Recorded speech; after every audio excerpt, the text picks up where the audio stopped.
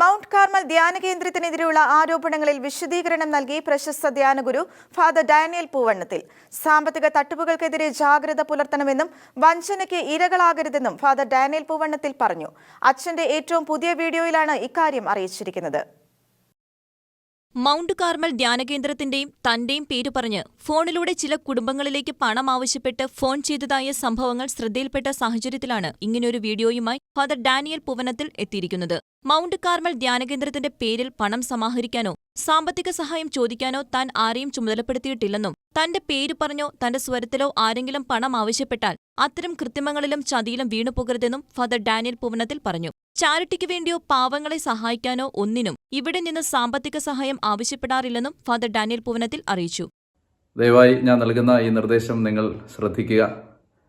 നമ്മൾ അങ്ങനെ ആരെയും ഫോണിൽ വിളിച്ച് അവരോട് പണം ആവശ്യപ്പെടാറില്ല, ആവശ്യപ്പെട്ടിട്ടില്ല.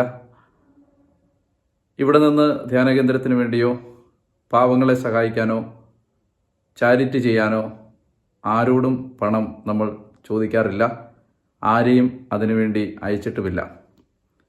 ഞാനാണ് എന്ന് പറഞ്ഞോ മറ്റേതെങ്കിലും വൈദികരുടെ പേര് പറഞ്ഞോ നിങ്ങളുമായി ആരെങ്കിലും ഇത്തരം സമ്പർക്കങ്ങളിൽ ഏർപ്പെടുന്നുണ്ടെങ്കിൽ നിങ്ങൾ ദയവായി ശ്രദ്ധിക്കണം.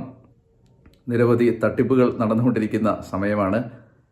അങ്ങനെ ആരും പണം പറയുന്ന അക്കൗണ്ട് നമ്പറുകളിലേക്ക് അയച്ചു കൊടുക്കരുത്.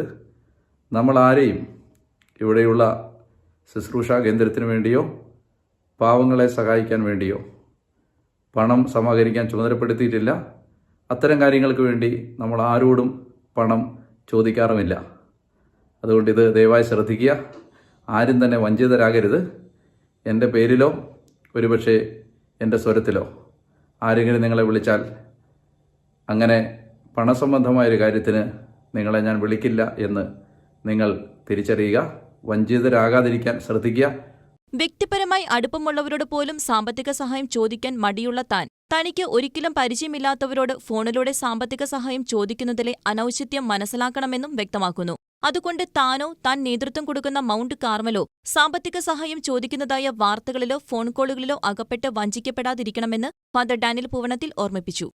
ന്യൂസ് ഡെസ്ക് ഷിക്കന ന്യൂസ്.